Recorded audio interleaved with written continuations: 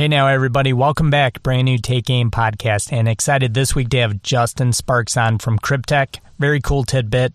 Justin was actually Kryptek's first employee, so we talk a little bit about the beginning and how the company has kind of transformed from technology to build outs for new outfits, new materials, all that good stuff. And really unique for Justin, lives out in Boise, Idaho. And he gets to spend, just endless amount of time outdoors, 5-6 months a year, kind of working on some of this technology into the new gear and just communicating what's needed and getting it out to consumers. So really cool.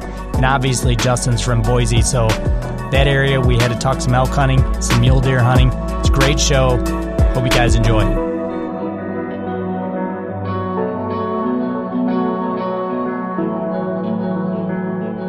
All right, boys and girls, we are live, brand new Take Aim podcast, and excited to be back as always in a new show, and excited to talk to Justin Sparks from Kryptek.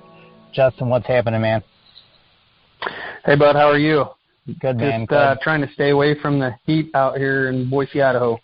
Yeah, what is your weather like out there right now?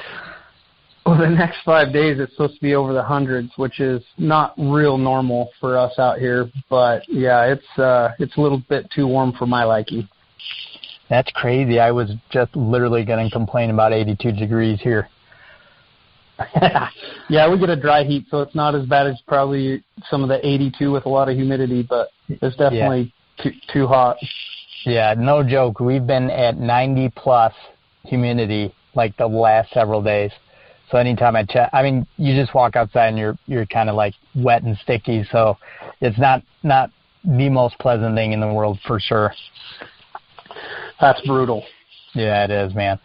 So, well, a cool tidbit is Justin is like one of the original, if not the original employees for Kryptek. So Justin, give me a little background on that and how you became that guy, like one of the originals. Well, it kind of came together through a network of friends, but, I started running their gear. Kryptek I was working for another company at the time, and they had sponsored our company with some gear, and I just started a relationship with Josh and Butch, and they were just kicking things off. And, when we got the gear, I spent some time in it and started, creating ideas and other things that we could do to change things to make them better. And that's kind of how we started. My relationship with Josh and Butch, really started through email and phone calls.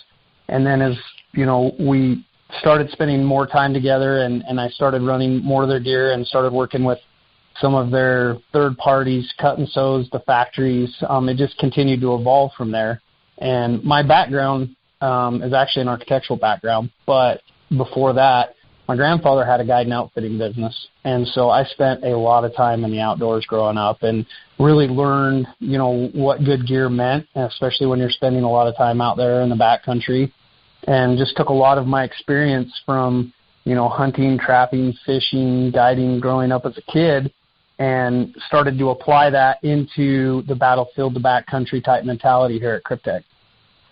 It's so crazy, talking about being a kid.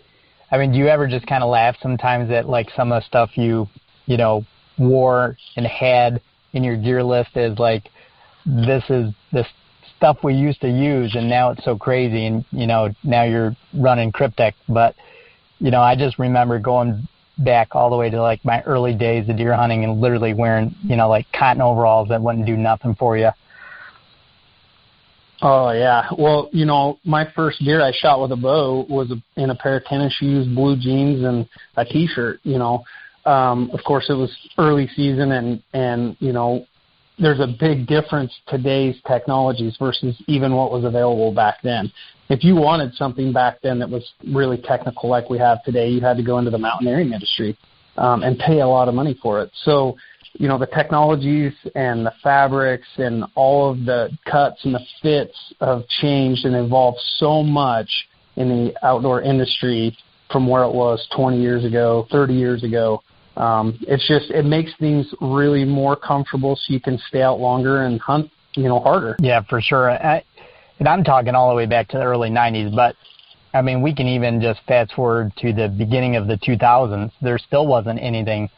And, were guys like in your area, Justin, really doing that? Were they using or merging some of that mountaineering stuff for hunts? Very, very little. I mean, even if you go back and look at Chuck Adams and Dwight Shue and, the guys that were pioneers of the industry, there wasn't a ton out there, especially in camo. And, back in the 90s and the 2000s, hunters would wear flannel and they would wear some camo, but a lot of the technologies, I mean, I remember wearing an army poncho to stay dry, and it was just rolled up in my pack. And, there's definitely been some really big advances from, back in the 90s and even before that to now. I mean, I look at the technologies that we do where laminates actually expand and contract with your body heat as you're hiking so that they breathe more, but they're still waterproof. I mean, a lot of that stuff has evolved with the technologies that we've had nowadays, and it's really unique. I mean, we have, I work in a very fun and unique industry to be able to bring a lot of that to market for the customers that buy Kryptek and other hunters out there and outdoor enthusiasts and fishing. And even if you talk about UPF and clothing, I mean, there's just some of the little things that we take for granted that we didn't have 20 or 30 years ago. Yeah, none of that, to be honest. And it's really funny that you mentioned Chuck Adams, because that was like somebody I followed, throughout my life, especially when I was younger. Some of the things he did, and I remember vividly, from magazines seeing Chuck in to, books seeing Chuck in, never did he have anything more than what looked like cotton camo pants and a cotton shirt.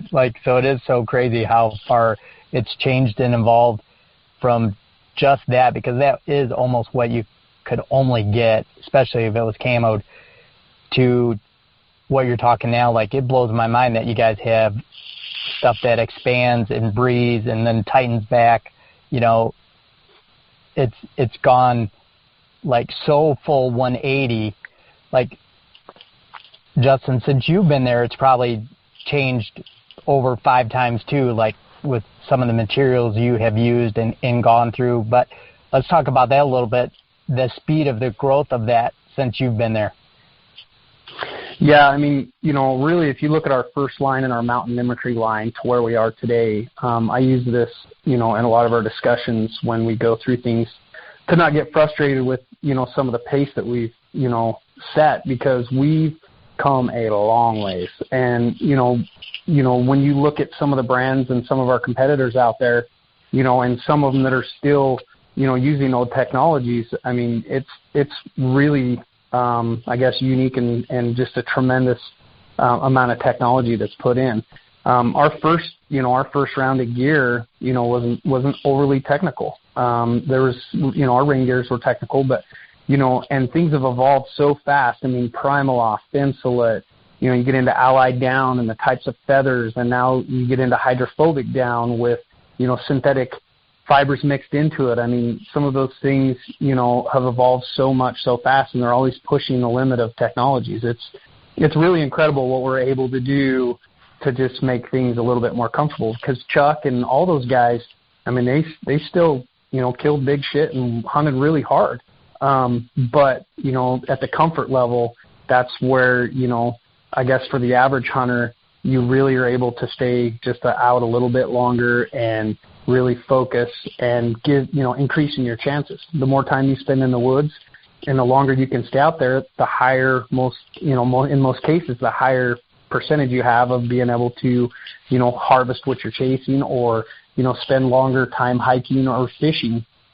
So the technologies and the advances that I've seen, in my time here, which I came on in the early days and, have been really involved for about the last 8 years, each year is a different year. I mean, we try to plan 2 to 3 years out, and, a lot of the technologies are just starting to come out. So you got to get fabrics tested and get it into the hands of, your staff out in the field so that they can beat it up and give you reports back. So it's, the industry as a whole has evolved so much, especially in the last 8 years. But if you look at the 20-year span, just looking in the 2000s, it's mind-blowing.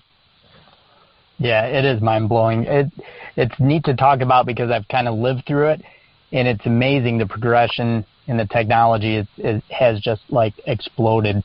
And for you guys, I would assume, knowing like Butch and Josh's background, that when Kryptek first came out, it was probably, like you said, it wasn't nearly as technical as it is today, but I'm sure with their military background, it was based on what they knew, and that was probably like durability. Is that correct, Justin? Yeah, definitely. When we first came out, durability was one of the major factors because, if you look at some of our original statements, Josh and Butch were coming out of military careers. Military, people as a whole don't live on a really high budget. So when they buy a pair of pants, they want it to extend as long as possible. And then also with that, there wasn't as much technology. It was just really starting to break in about 2008. There were quite a few companies that were starting to hit it in the 2000s to 2003, but nobody wanted to pay $150 for a pair of hunting pants, and now that's kind of the average. If you want a good technical pant that's durable as well, you're going to pay $100 up. So as you see how things have evolved and continue to evolve, and of course durability is a really driving point with technology built in, because when you get overly durable, you lose technical. When you get overly technical, you lose durable. So the durability piece behind it. So there's a really fine line that we really try to run where they cross on the graph. Sometimes we get, just above, that midpoint into the technical side because, you don't need that durable piece. But, for the most part, we really try to design our pieces still with durability in mind so that it lasts for the customer. At a good price point, but then you bring in all the technologies of the industry and incorporate it into the fabrics, and that also goes back into the cut. It goes into the zippers. It goes into all the components, the trims, the adjustments on the hoods, everything. And, that was the one piece I got to spend a lot of time working on the altitude line. Josh and Butch had a concept of really bringing in the most technical hunting piece for, really that above tree line, rock and scree hunter, and bringing in the very best technologies in the world. And I searched everywhere. I flew all over. I flew all over the country and ended up in Switzerland at Scholler Technologies, and they, the technologies that they have that they haven't even released would blow your mind. But as we dug into and found that a lot of their fabrics were back into the alpine industry, back into, the mountaineering industry, because, their fabrics were incredible. And so as we started doing testing and we started to look at this and we started to price it out, we're like, oh my gosh, this thing is, it's crazy. There's no way we can put this, to market. And we had to change a lot of things even to get it in a lower price point when we originally launched, so that people would want to afford it. But, it's some of the best gear, if not the best gear in the hunting industry. Yeah, that's crazy. Some of that stuff, I know, like, probably right now, like you said, is not even out yet, but some of that from how do you say it again? Scholler. Yeah, Scholler. Some of that stuff, do you want to go into a little bit about technology-wise, what you guys are running with them? Yeah, currently we run 3 major components with Scholler. The first is their dry skin, which is a fabric that we use a lot on our pants and one of our lightweight jackets called the Tora. And you literally could throw that jacket or pant in the water and almost snap it dry when you bring it out. It just literally, the water doesn't retain to the fabric, and it dries super quick. So that's our dry skin technology. We also get into the Sea Change laminate in the Bora and the Takur series, and that's where you really start to get into the technical piece, where the laminate will change with your body temperature. So when you get hot, it's going to breathe more. When your body's cold, it's actually going to contract, and it's not going to let as much heat out because it's not as necessary. So seeing technologies like that where things are starting to change with you and do, very specific things for your activity levels is where you really start to see when we talk about technologies, things where the fabric wicks moisture away from your body and cools your body at the same time. And, there's all types of different technologies that you've seen in the sports industry and in the mountaineering industry and the fishing industry that are really starting to come into play. But we specifically focus with Scholler on those 2 basic types, which we believe are cutting-edge technology. Yeah, that's the laminate where it expands and then contracts again. I mean, that is almost like so futuristic. It's almost creepy to think that you guys have something like that. Anybody has something like that. That is absolutely crazy. But it's so needed as well. Yeah, I mean, when you get into those extreme environments, is where you really see the difference. Are you going to use it sitting in a duck blind, and is it going to really make that big a difference? No. Where you're going to see it is where you're at 8, 10, 14,000 feet, and you're really having to expend a lot of activity levels and energy, and it's wet out. And so, you have to be able to thermal regulate, and that helps you with that thermal regulation. The DWR nanosphere that's applied to all the products is the best DWR that I've seen. It really works well. Even when you use the technical washes, it really holds that water on the face of the fabric so that the fabric doesn't have to work as hard. Gotcha. Yeah, that is so amazing. So some of the stuff, I know you said you guys are down the road 2 and 3 years. Is there something out that you guys are working on right now that you're like, man, I can't wait till this hits the market? I know you probably can't talk about it, but just I'm sure there's stuff down the road that you're like, geez. Yeah, there is, and I can't talk about it yet. But the one thing that we've seen a really big trend in right now is, so we got the technical piece, but now a lot of the fabrics and stuff that are technical aren't very comfortable. So incorporating specific cuts and other technical stretch fabrics in to create movement. So if you take, for example, the normal BDU in the military never had any stretch in it. It was just, a straight NICO 50-50. But then when you start playing with different types of percentages of fabric, so you get a little bit more nylon than more cotton, and then maybe you mix different types of stretch fabric in there or panels to where now you just don't have durable, you have comfort and durability. And then you start to apply the technology piece in different parts of the fabric. So the comfort is a big thing now. If you go into a normal jean store, most jeans now have some kind of a stretch in it, a 4-way or a 2-way, just a little bit, so that it's comfort. And, comfort's a big thing when you get out there, but the technical aspect of when you start to combine all the different pieces and parts together into one piece is what's really exciting, and really as the end user and the customers out there, they're benefiting from, and there's so much technology going on right now with fabrics and so much advances. You got to kind of pace yourself too, because you don't want to get too far ahead of the curve, because all that stuff comes with a price.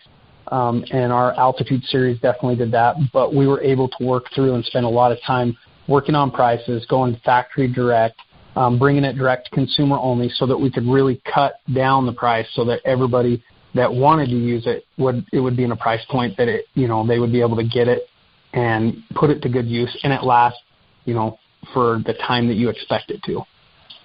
Yeah, absolutely.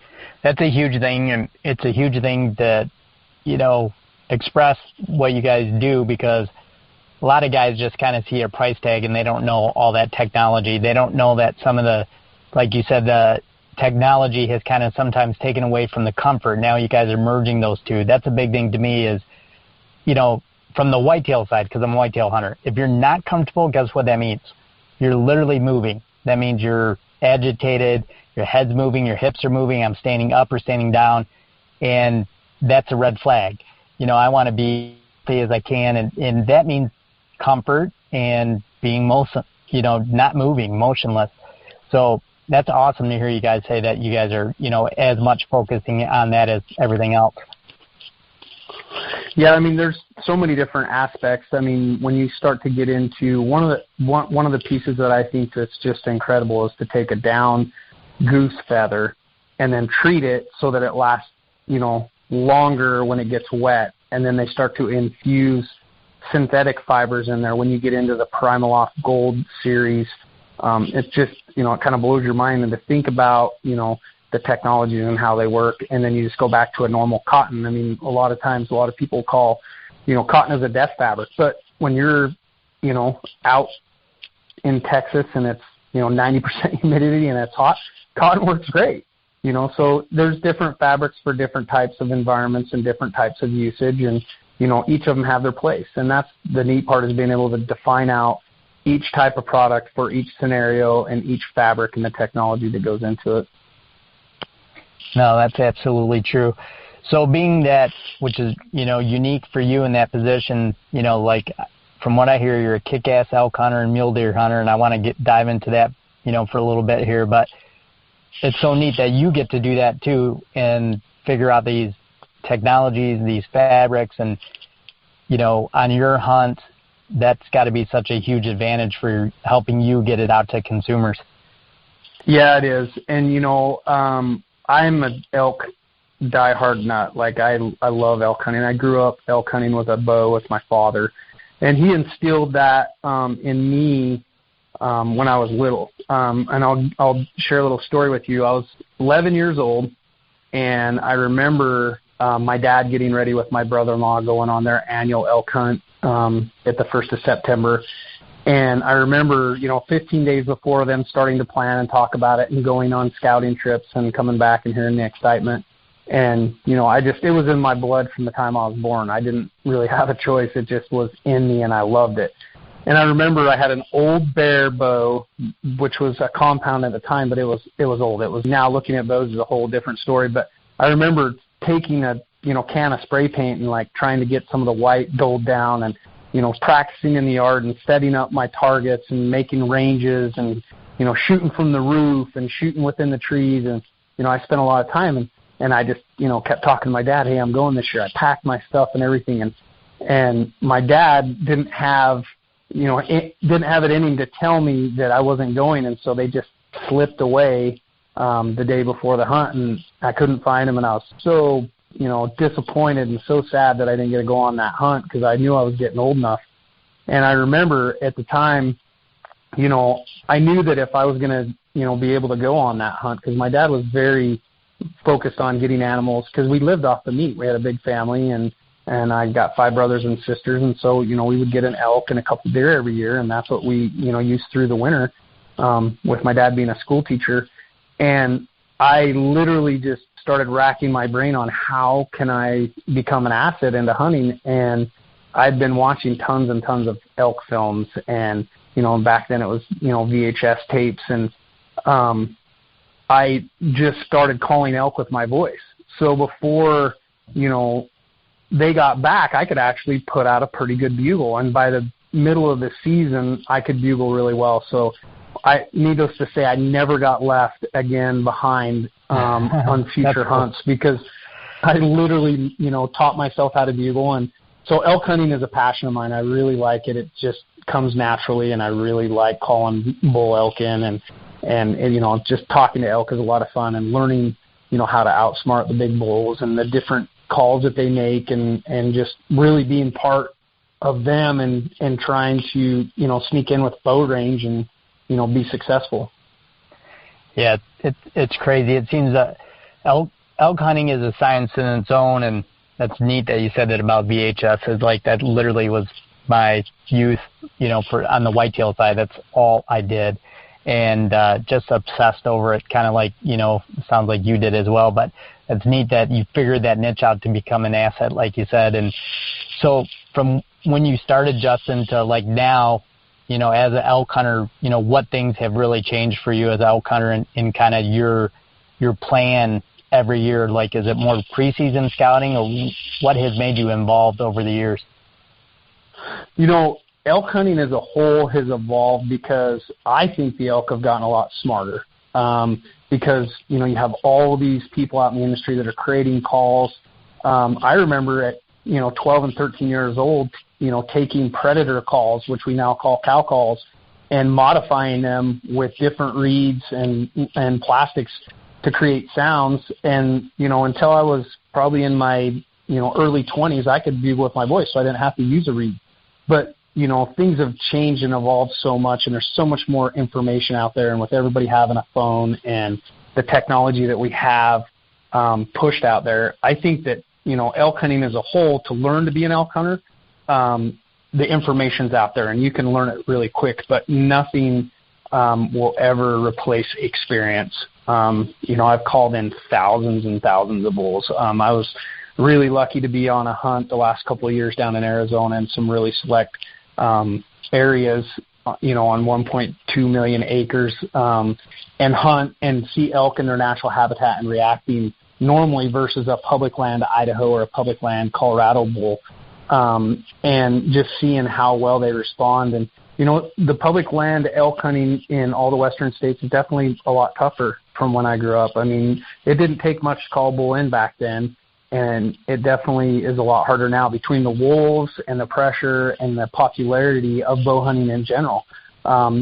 Picking up a bow nowadays is a lot different. We would spend hours and days and weekends and months practicing to be good enough out to 40 yards because the technologies back then weren't very good. So as a whole, I think that you could become, a fairly decent elk hunter, in today's age and have some success versus, 15 years ago, 20 years ago, you had to be a good archery elk hunter and to call elk, you had to do a lot of time and put a lot of effort in. But, with all the technologies out there and all the information at your fingertips, you can really learn a lot really fast. Yeah, I mean, definitely the age of the internet has helped. There's so much more info, it's not even funny. And I'm totally with you on, I feel like I see the same thing with deer. Just deer have gotten smarter. Whitetails have gotten smarter. They've seen those tricks, and it's like it's in their DNA now, and they pass that on. And I have no background in biology or anything. I just totally believe that is the truth, that they somehow it's embedded in their DNA that they have been able to, take these, little calls we do, tricks we do, everything we do to try to kill them. And when they outsmart us, it's like a check mark in their DNA. But I'm sure elk are the same way, if not smarter. It's, everybody talks so highly of elk hunting that, like one of those things, once you do it once, you're addicted. And I've yet to been able to do it, and it's been on my list for a long time and hopefully soon. But do you have anything, you're super excited about this year, Justin, as far as, a certain hunt you drew a tag for or potentially going out of state, or what do you got going on? I have a really special hunt, actually, more than anything, but coming up this year. I grew up in southeastern Idaho, and my father passed on Father's Day this year.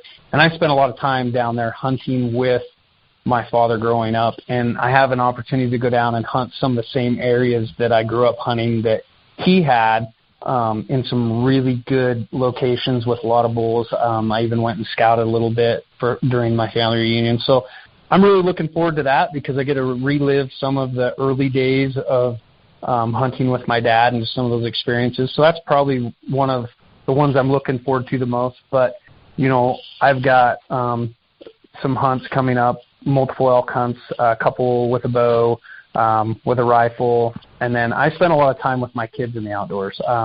Even when they were little, my son, 10 years old last year, shot his first whitetail, mountain whitetail, mind you, at 750. And, so I spent a lot of time practicing with them and, giving them the opportunity. We bear hunt in the spring. We elk hunt. So, my time, in the outdoors, testing is just, it ends up really working into my lifestyle. And we talk a lot about it, lifestyle by design. We still work hard and we spend a lot of time in the office, but, it's becoming more of a lifestyle by design, each year, and being able to spend, 4 to 5 months out in the woods, hunting and, fishing in the springs and the summers. And so I've got quite a few hunts lined up this year that should be really exciting. I would hunt, 30 days in September with archery if I could, and I would give up everything else. But I love chasing big mule deer too. There's something about mule deer in the rut. We have a Colorado mule deer rut every year that Prime Revolution takes Butch and I on, and we get to go down there and hunt big mule deer in the rut in November. And, that 2 to 3 week time period where those big bucks are just stomping around and fighting, that's a very unique experience too. So not quite as, it's a different excitement. It's not like calling a big bull elk into 8 yards and having them scream in your face. But, spotting and stalking and putting yourself into position to take a big mature mule deer is a lot of fun. A lot of planning that goes in, and a lot of time sitting behind the glass, trying to find, those bucks and put yourself into position to be successful. That's a really fun hunt as well. Yeah, I bet. I think mule deer hunting is super cool, and I've had great experience doing it, and have dreamed about doing it again. But I didn't get to do it during the rut. It was early season, bow hunt. But seeing mule deer do that during the rut, I bet you is super exciting and as well super addicting, to say the least. And I know some of the mule deer Butch has killed, that obviously means you guys are hunting in a phenomenal area, so it's probably even 10 times fold as exciting as it could be for majority of us, I would say. I don't mean that condescendingly, but I just mean that it's everything, especially for being like a non-resident, out west, is based on drawing tags. You know what I mean? It's so hard to draw some of those rut tags. Yeah, it's, I remember as a kid, my dad always telling me, you'll never see the hunting that we see today that we see as we get older. And I think there's a couple aspects that come into that. He always told me that, hunting was going to become a rich man's sport. I remember when an elk tag was $11.50, you didn't have to have an archery stamp, and you could just go hunt. And you could hunt archery and you could hunt rifle. But as the popularity's grown and as we want to manage the herds as responsibly as possible, it really changes things. So, being from the East or the Midwest, being able to come out and hunt, probably isn't as easy as opportunity as it used to be, especially, if you have a budget in mind. But there's still some great opportunities out there. There's a lot of companies that put out good information. Eastman's Hunting Journal, Hunt and Fool, Go Hunt. I mean, there's a lot of companies out there that really produce a lot of articles that let you know. So there's still a lot of public land, over-the-counter opportunities out there that are available if you want to put the time in to research it. And, there's so much information out there to be able to find it. It's not like, 10 or even 15 years ago, if you didn't know somebody or have experience, it wasn't written on a blog or in a podcast or on a YouTube video. I mean, you either had to read it in an Eastman's Hunting Journal magazine or, maybe one of their early VHS videos of Gordon Eastman. He was really a pioneer of bringing a lot of that to the forefront and videoing his expeditions. But, there's so many types of big game in, the West to hunt, but elk and deer are definitely my favorite. Yeah, no, that's super cool. That would be mine too as well if I lived out west. But I know, and again, I'm speaking from a guy from the Midwest, and you live there and grew up there. I probably just, on myself, make it seem so much harder than it is. But some of the companies you mentioned just a few minutes ago on the podcast, those are great avenues to learn. I watch a lot of their YouTube videos and stuff like that, and have learned more, forgot more of what I've learned than I should have from those guys, because there is some really good opportunities. If you, kind of like the old VHSs, sometimes you almost got to just bring a pen and pad and write some of the stuff down. I've done that several times to check on properties in other states, and that's a huge help. But those companies that you mentioned, those are great avenues to learn stuff for sure. That was, a great tip.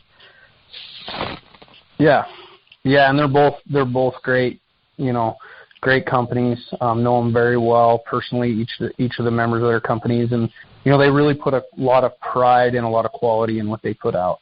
And so, for all you guys listening out there, both of them are great companies to, read their publications, read their digital forums, watch their YouTube videos. I mean, there's a lot of information out there, to be able to have opportunities to hunt, big game out west nowadays. Which ties back to, great gear. There is. Yeah, you're right. Absolutely right. Yeah, no. So, as you're a resident in Idaho, right? Is that correct, Justin? Say that again. I said you're a resident in Idaho, right? Still am? Yep. Okay. Yep. So, I've been a resident, born and raised here. That's awesome. So for you, do you have to do some of those same things, or do you have to apply for certain zones or draws for your elk and mule deer tags?